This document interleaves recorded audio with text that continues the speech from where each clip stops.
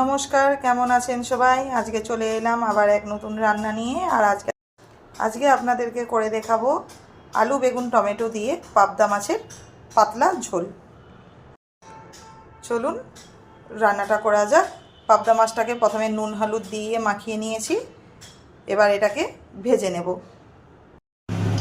দেখুন, পাবদা মাছকে ভেজে তুলে নিয়েছি। এবার এই রান্নার জন্য আমার মশলাতে লাগবে জিরে আর লঙ্কা।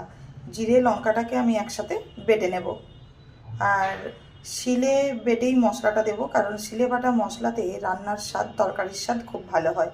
তাই আমি এই রান্নাটা যে করব, এই মশলাটা আমি শিলনোড়াতেই বেটে নেব। জিরে আর কাঁচা লঙ্কাকে একসাথে বেটে নিয়েছি, বেটে নিয়ে একটা পাত্রের মধ্যে তুলে নিয়েছি। চলুন এবার রান্নাটা শুরু করা যাক। মাছ ভাজা তেলের মধ্যেই দিয়ে দেব কালো জিরা ফোড়ন, কালো জিরে।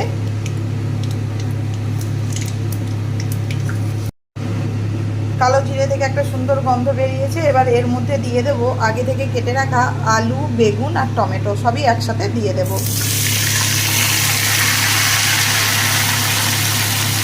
এর সাথে দিয়ে দেব পরিমাণ মতো নুন।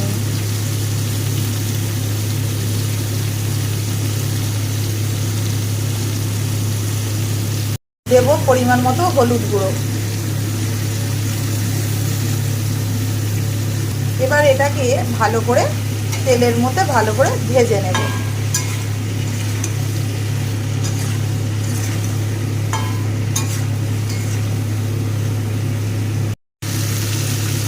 আলু বেগুনকে ভেজে নিয়েছি, এবার এর মধ্যে দিয়ে দেব আগে থেকে বেটে রাখা মশলা, আর সেই কাঁচা লঙ্কা আর জিরে যে বেটে রেখেছিলাম সেটাই দিয়ে দেব। দেব মশলা ধোয়া জলটা।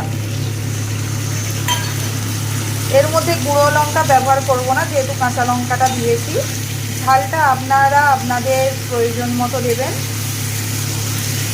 এবার মশলার সাথে ভালো করে কষিয়ে নেব, যাতে জিরের কাঁচা গন্ধটা চলে যায়।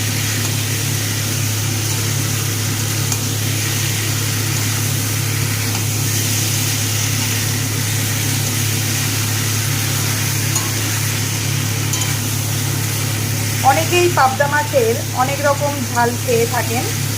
পাবদা মাছের সর্ষে পাবদা, দই পাবদা।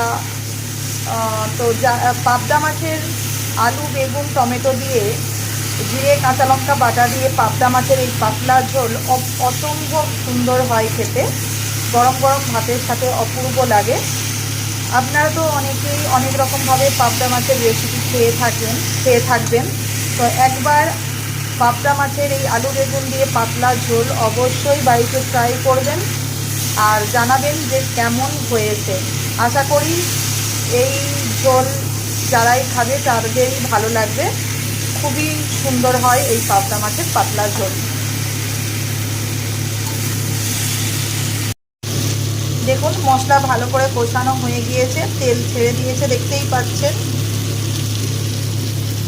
এবার এর মধ্যে দিয়ে দেব পরিমাণ মতো জল।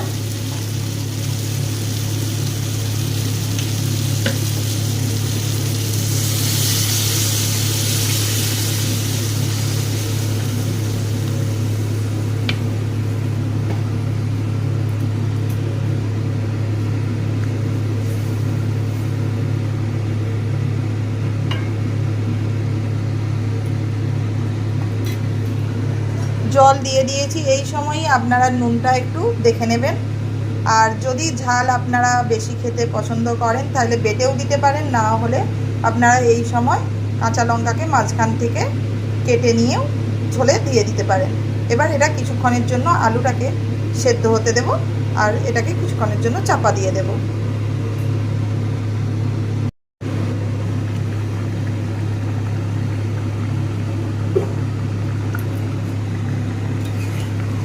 ঢাকা খুলে নিয়েছি, জলটাও অনেকটা শুকিয়ে গিয়েছে। আলুও 80% সেদ্ধ হয়ে গিয়েছে। এই সময় দিয়ে দেব মাছ, কারণ পাবদা মাছ অসম্ভব নরম মাছ।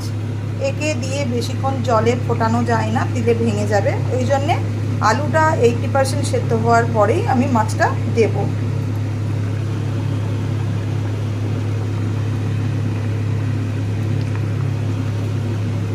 মাছটা দেওয়ার পরে এটাকে বেশি ঘাঁটাঘাঁটি করব না, কারণ মাছ ভেঙে যেতে পারে, কারণ নরম মাছ তো, তাই।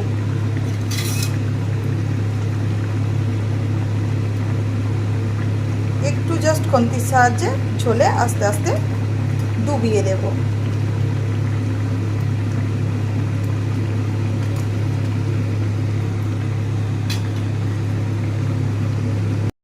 এই সময় গ্যাসের ফ্লেমটাকে আমি কমিয়ে দেব।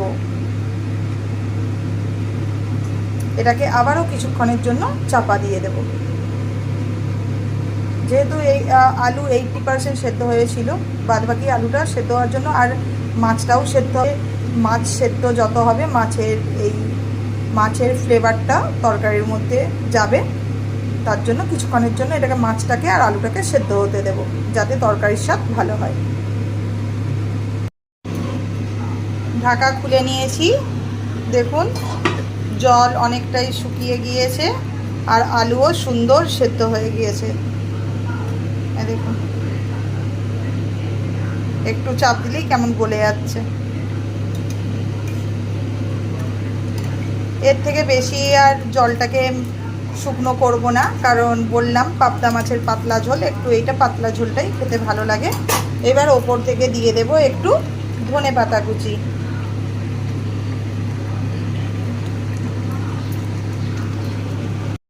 খুন্তির সাহায্যে দুটো আলুকে একটু এরকমভাবে হালকা হাতে গলিয়ে দেব। এইভাবে আলুকে দুটো খুন্তির সাহায্যে এইভাবে আলতো হাতে ভেঙে দিলে তরকারির স্বাদ ভালো হয়, ওই জন্যে দুটো আলুকে হালকা হাতে একটু ভেঙে দিলাম।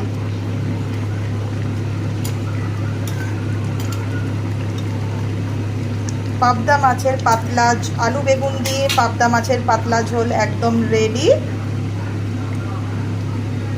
এবার গ্যাস অফ করে দেব। এটাকে কিছুক্ষণের জন্য ধনেপাতা দিয়েছি, এই জন্য কিছুক্ষণের জন্য একটু চাপা দিয়ে রাখবো। 2 মিনিট চাপা দিয়ে রেখেছিলাম। এবার গ্যাসটাকে অফ করে দেব। দেখুন পাতলা মাছের পাতলা ঝোল একদম রেডি। গরম গরম ভাতের সাথে এটাকে এবার সার্ভ করে দেব। পাবদা মাছে যদি আপনাদের এই পাবদা মাছের পাতলা ঝোল যদি পছন্দ হয়ে থাকে, অবশ্যই কমেন্টে জানাবেন আর সাবস্ক্রাইব করতে ভুলবেন না। আপনাদের সাহায্যের হাত বাড়িয়ে দেবেন, এই কামই করি। আর যদি আপনাদের নিত্য নতুন রান্না দেখতে ইচ্ছে হয়, অবশ্যই কমেন্টে জানাবেন। আমি চেষ্টা করব সেই রান্না আপনাদেরকে করে দেখানোর।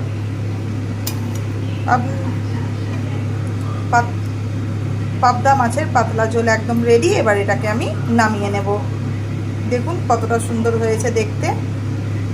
এটা গরম গরম ভাতের সাথে অপূর্ব লাগে খেতে। একবার অবশ্যই আপনারা বাড়িতে ট্রাই করবেন আর কমেন্টে জানাবেন আপনাদের কেমন লেগেছে। আপনাদের কমেন্টের আশায় থাকব।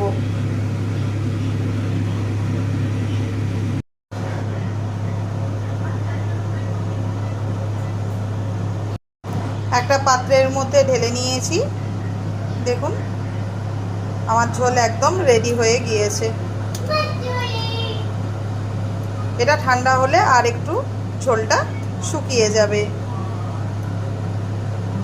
অবশ্যই আপনারা বাড়িতে একবার ট্রাই করবেন আর কমেন্টে জানাবেন। পাবদা মাছের তো নানা রকম রেসিপি খান আপনারা সবাই, কিন্তু একবার পাবদা মাছের এই পাতলা ঝোল অবশ্যই বাড়িতে ট্রাই করবেন আর গরম গরম ভাতের সাথে খেয়ে দেখবেন অপূর্ব স্বাদের লাগে এই পাতলা ঝোল।